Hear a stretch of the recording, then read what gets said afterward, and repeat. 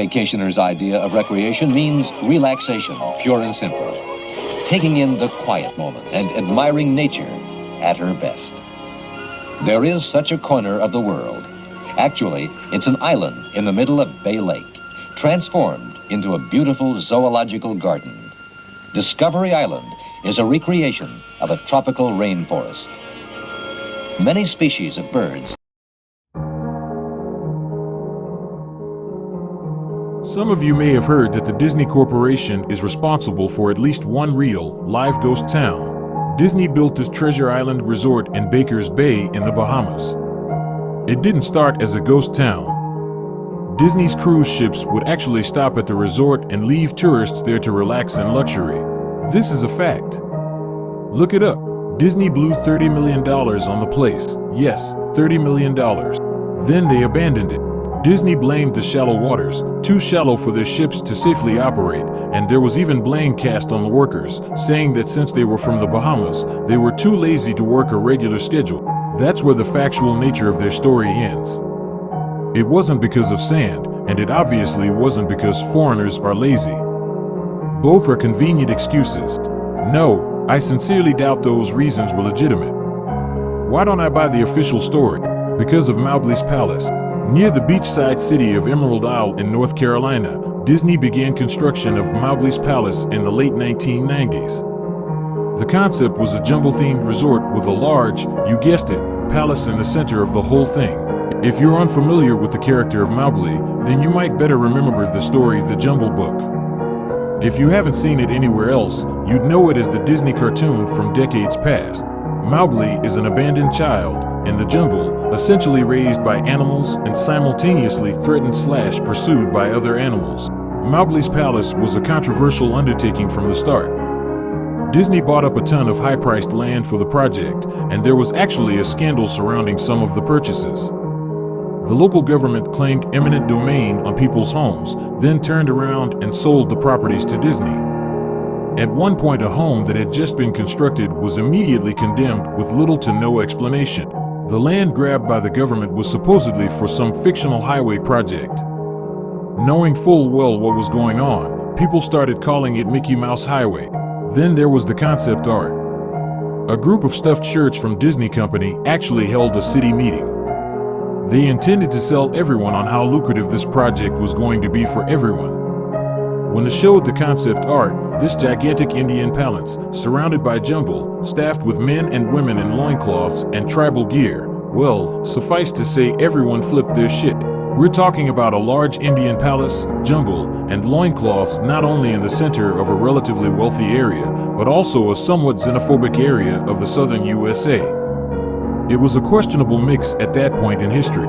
One member of the crowd tried to storm the stage, but he was quickly subdued by security after he managed to break one of the presentation boards over his knee. Disney took that community and essentially broke it over its knee as well. The houses were razed, the land was cleared, and there wasn't a damn thing anyone could do or say about it. Local TV and newspapers were against the resort at the beginning, but some insane connection between Disney's media holdings and the local venues came into play and their opinions turned on a dime. So anyway, Treasure Island, the Bahamas. Disney sunk those millions in and then split. The same thing happened with Mowgli's Palace. Construction was complete. Visitors actually stayed at the resort. The surrounding communities were flooded with traffic and the usual annoyances associated with an influx of lost and irate tourists. Then it all just stopped. Disney shut it down and nobody knew what the hell to think. But they were pretty happy about it. Disney's loss was pretty hilarious and wonderful to a large group of folks who didn't want this in the first place. I honestly didn't give the place another thought since hearing it closed over a decade ago. I live maybe 4 hours from Emerald Isle, so really I only heard the rumblings and didn't experience any of it firsthand. Then I read this article from someone who had explored the Treasure Island Resort and posted a whole blog about all the crazy shit he found there. Stuff just left behind. Things smashed, defaced, probably ruined by the disgruntled former employees who had lost their jobs. Hell, the locals from all around probably had a hand in wrecking that place. People there felt just as angry about Treasure Island as folks here did about Mowgli's Palace. Plus, there were rumors that Disney had released their aquarium stock into the local waters when they closed, including sharks. Who wouldn't want to take a few swings at some merchandise after that? Well, what I'm getting at is that this blog about Treasure Island got me thinking. Even though many years had passed since its closing, I figured it might be cool to do some urban exploration at Mowgli's Palace. Take some photos, write about my experience, and probably see if there was anything I could take home as a memento. I'm not going to say I wasted no time in getting there, because honestly it took me another year after I first found that Treasure Island article to get around to going up to Emerald Isle. Over the course of that year, I did a lot of research on the Palace Resort, or rather, I tried to. Naturally, no official Disney site or resource made any mention of the place. That had been scrubbed clean. Even odder, however, was that nobody before myself had apparently thought to blog about the place or even post a photo. None of the local TV or newspaper sites had one word about the place, though that was to be expected since they had all swung Disney's way. They wouldn't be out there lauding their embarrassment, you know? Recently, I learned that corporations can actually ask Google, for example, to remove links from search results, basically for no good reason. Looking back, it's probably not that nobody spoke of the resort, but rather their words were made any exception. So in the end, I could barely find the place.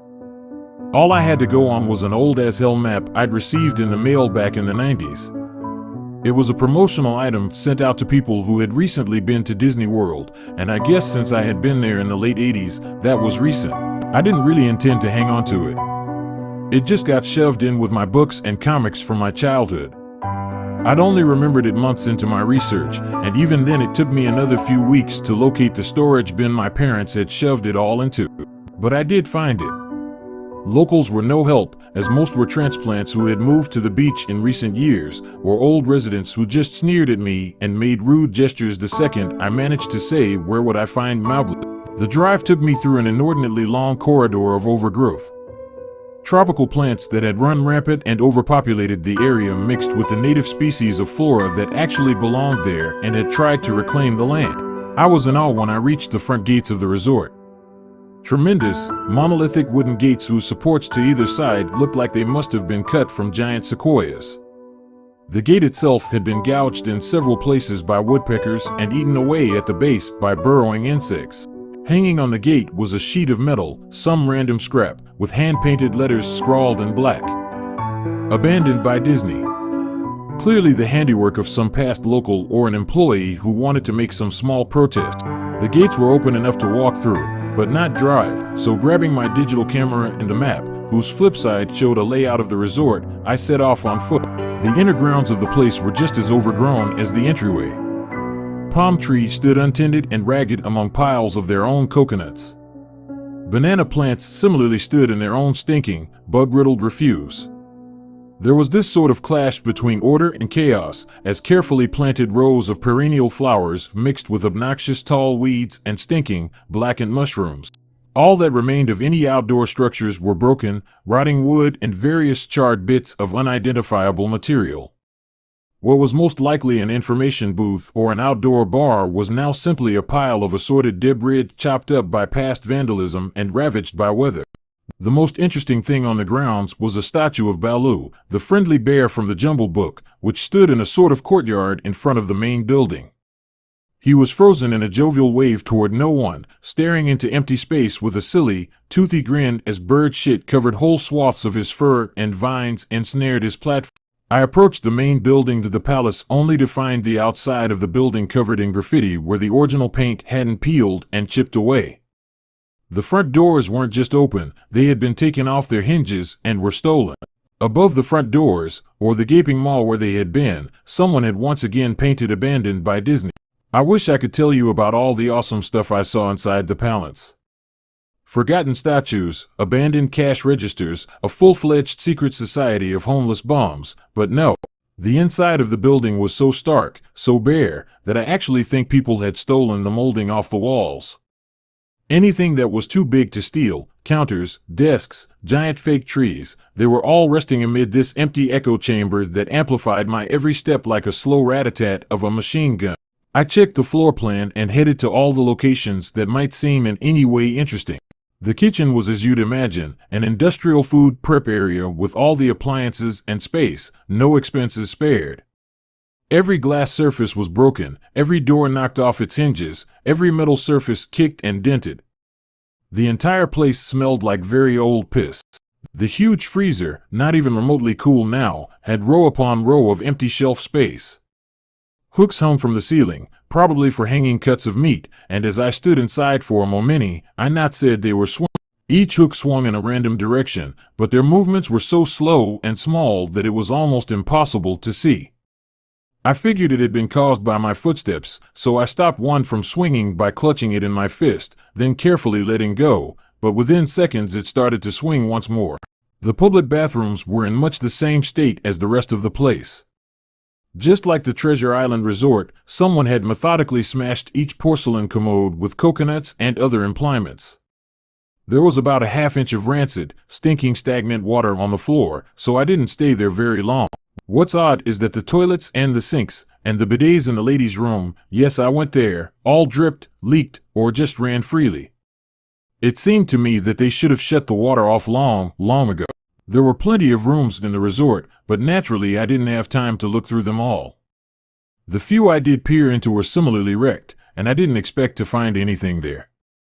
I thought there was actually a television or radio in one room, as I really think I heard a quiet conversation coming out, though it was like a whisper, probably my own breathing echoing in the silence, or just another case of the sound of flowing water playing tricks on the mind. This is what it sounded like. 1. I didn't believe it. 2. Short, unknown reply. 1. I didn't know that. I didn't know that. 2. Your father told you. 1. Unknown reply, or possibly just weeping. I know, that sounds ridiculous. I'm just telling you what I experienced, why I thought there might have been something running in that room, or worse, some vagrants who had holed up there and probably would have knifed me. At the front doors of the palace again, I figured I hadn't found anything of note and had wasted the trip up. As I looked out the door, I noticed something interesting in the courtyard that I had apparently missed. Something that would give me at least one thing to show for all my trouble, even if it was just a photograph. There is a lifelike statue of a python, maybe 50 feet long, coiled up and sunning itself on a pedestal right in the center of the area. It was almost time for the sun to start setting, so the light fell onto the object in the perfect way for a photograph. I approached the python and snapped a photo. Then I stood on my toes and snapped another. I moved closer again to get the detail of its face. Slowly, casually, the python lifted its head, looked directly into my eyes, turned, and slithered off the pedestal, across the grass, and into the trees. All 50 feet of it. Its head long disappeared into the woods before its tail even left the sunning spot. Disney had released all their exotic animals onto the grounds. Right there on my floor plan map was the reptile house. I should have known. I'd read about the sharks at Treasure Isle, and I should have known they'd done this. I was dumbfounded, just utterly stupefied. My mouth must have been hanging open for the longest time before I came back down to earth and snapped it shut. I blinked a few times and backed away from where the snake had been, back toward the palace. Even though it was totally gone, I still wasn't taking any chances and backed my way into the building. It took a few deep breaths and slaps to my own face to get myself right in the head again after that. I looked for a place to sit down, as my legs were feeling a bit like jelly at this point. Of course, there was no place to sit down unless I wanted to recline in the broken glass and dead leaf carpet or haul myself up onto a desk of questionable reliability. I had seen some stairs near the palace's lobby and decided to go have a seat there until I felt better. The staircase was far enough away from the front of the building to be relatively clean, save for a startling accumulation of dust. I pulled a wedge of metal off the wall, once again painted with the abandoned by Disney motto I'd become accustomed to. I placed the wedge on the stairs and sat on it to keep at least somewhat clean. The stairway led downward, below ground level. Using my camera flash as a sort of improvised flashlight, I could see that the staircase ended in a metal mesh door with a padlock. A sign on the door, a real sign, read mascots only. Thank you. This perked up my spirits a little bit, for two reasons. 1. A mascots only area would have definitely had some interesting stuff back in the day. 2. The padlock was still in place. Nobody had gone down there. Not the vandals, not the looters, nobody. This was the one place I could actually explore and perhaps find something interesting to photograph or wantonly steal. I had come to the palace essentially agreeing with myself that it was okay to take anything I wanted because, hey, it's abandoned. It didn't take much to bust the lock. Well, actually that's wrong. It didn't take much to bust the metal plate on the wall that the padlock was hooked to. Time and decay had done most of the work for me, and I was able to bend the metal plate enough to pull the screws out of the wall, something nobody else had apparently thought of or hadn't been able to do at the time. The mascots only area was a startling and very welcome change from the rest of the building I'd seen. For one, every second or third fluorescent light overhead was illuminated, even though they flickered and faded randomly. Also, nothing had been stolen or broken, even if age and exposure were definitely taking their toll. Tables had notepads and pens, there were clocks, even a punch-in clock on the wall complete with filled-out time cards.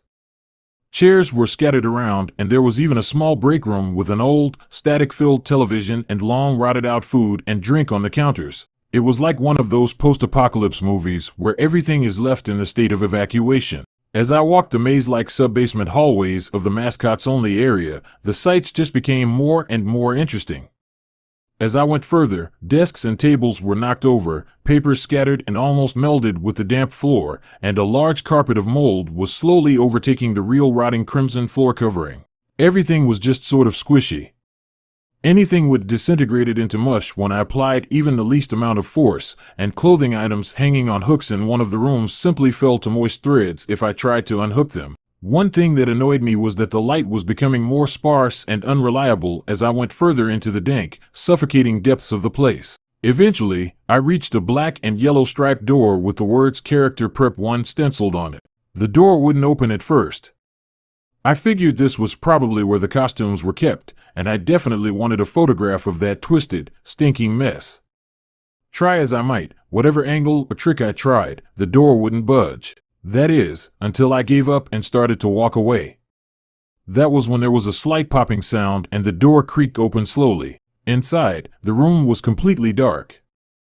Pitch black.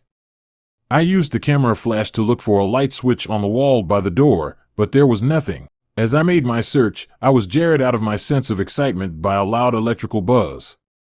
Rows of lights overhead suddenly flashed to life, flickering and fading in and out like the rest I had passed. It took a second for my eyes to adjust, and it seemed like the light was going to just keep getting brighter until all the bulbs exploded, but just when I thought it would reach that critical stage, the lights dimmed a bit and steadied. The room was exactly as I had pictured it.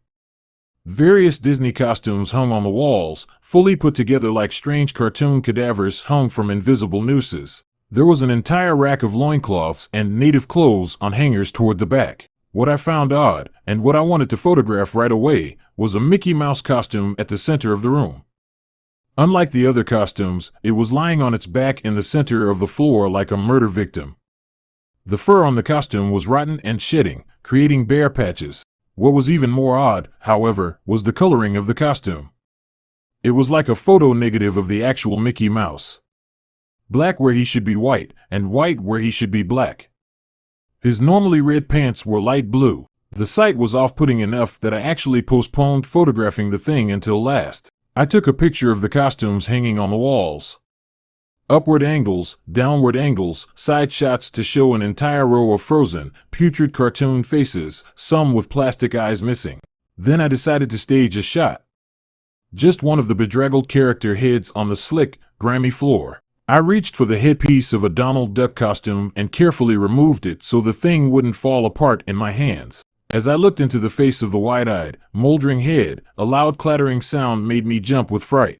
I looked down at my feet, and there between my shoes was a human skull. It had fallen out of the mascot head and shattered into pieces at my feet. Only the empty face and lower jaw remained, staring up at me. I dropped the duck head immediately, as you'd expect, and moved for the door. As I stood in the doorway, I looked back to the skull on the floor. I had to take a picture of it, you know? I had to, for any number of reasons that may seem silly, but only if you don't think it through. I'd need proof of what happened, especially if Disney was going to somehow make this go away. I had no doubt in my mind, right from the start, that even if it was just gross negligence, Disney was responsible for this. This was why the resort had closed, and I was the only one outside Disney Company who knew. Me. That's when Mickey, that photo negative, opposite Mickey in the middle of the floor, started to get up. First sitting up, then climbing to its feet. The Mickey Mouse costume, or whoever was inside of it, stood there at the center of the room, its fake face just starting directly at me as I mumbled no, over and over and over. With shaking hands, a violently thrashing heart, and legs that had once again turned to jelly, I managed to lift the camera and aim it at the opposite creature, now quietly sizing me up, head tilted. The digital camera's screen displayed only dead pixels in the shape of the thing. It was a perfect silhouette of the Mickey costume. As the camera moved in my unsteady hands, the dead pixels spread, marring the screen wherever Mickey's outline moved to. Then the camera died. Went blank and quiet and broken. I raised my eyes once again to the Mickey Mouse costume. "Hey," it said in a hushed, perverted, but perfectly executed Mickey Mouse voice, "wanna see my head come off?" It started to pull at its own head, working its clumsy, glove-clad fingers around its neck with clawing, impatient movements similar to a wounded man trying to pull himself free of a predator's jaws. As it worked its digits into its neck, so much blood, so much thick, curdled, yellow blood. I turned away as I heard a sickening tearing of cloth and flesh, only cared about getting away. Above the doorway out of this room, I saw the final message clawed into the metal with bone or fingernails. Abandoned by God. I never got the pictures out of the camera. I never wrote the blog entry about it. After I ran from that place, fled for my sanity if not my very life, I knew why Disney didn't want anyone to know about this place. They didn't want anyone like me getting in. They didn't want anything like that getting out.